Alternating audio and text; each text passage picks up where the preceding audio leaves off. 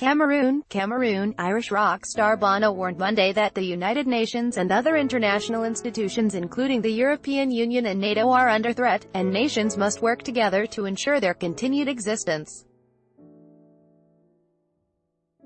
Dublin-born U2 singer and activist gave a sobering speech to several hundred UN diplomats and staff at an event launching Ireland's candidacy for a seat on the powerful Security Council in 2021-22, saying, "You can count on Ireland to do its part in that work." Irish rock star Bono warned that the United Nations and other international institutions including the European Union and NATO are under threat, and nations must work together to ensure their continued existence. Michelle Euler, The Associated Press file photo. While Bono didn't name any countries responsible for threatening global institutions during these troubled times, his words appeared clearly aimed at U.S.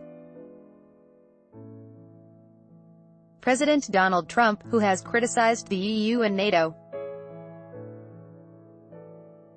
The American leader has also pulled out of the Paris Climate Agreement, which the singer cited, and taken aim at the World Trade Organization with new U.S. tariffs, an institution Bono said is also under threat. Speaking of the United Nations, Bono said, "I love that it exists, and I'll tell you, I don't take for granted that it exists, or that it will continue to exist because let's be honest, we live in a time when institutions as vital to human progress as the United Nations are under attack." He then said the EU, NATO and the group of 7 major industrialized nations have also been threatened. Article continued below, and not just these institutions but what they stand for, an international order based on shared values and shared rules, an international order that is facing the greatest test in its 70-year history. Bono said,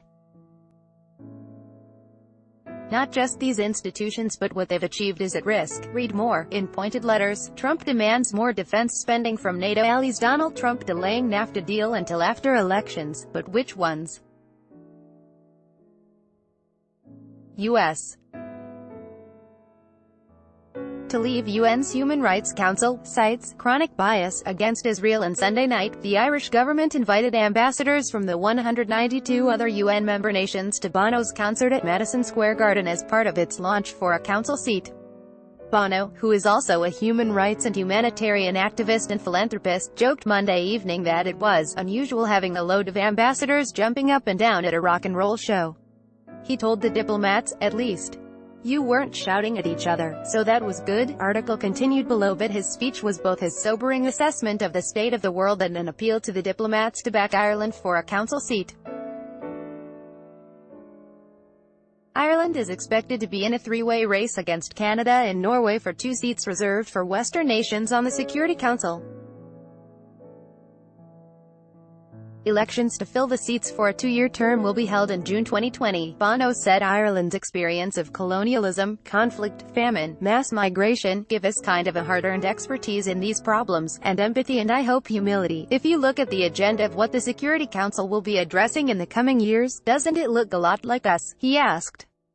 Bono said he just came back from Canada and praised Prime Minister Justin Trudeau as a remarkable leader who's put together the most diverse cabinet on the planet. That Canada is nice is the worst thing I can say about them, he said.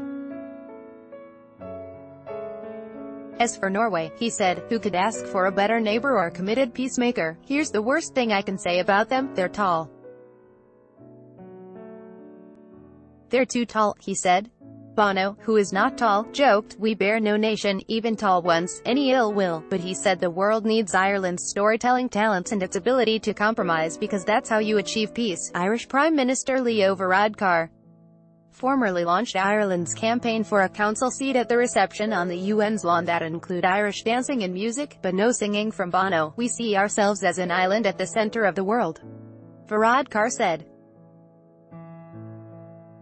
"And we are deeply aware that in an interdependent world, the great challenges of our time do not know international boundaries." Varadkar said Ireland's independence in 1921 out of war and violence, and its UN membership since 1955 have led the country to be a promoter of freedom and defender of human rights. "The United Nations is the conscience of our humanity," he said. "In these troubled and uncertain times, as a global island we want to play our part in defending, supporting and promoting its values."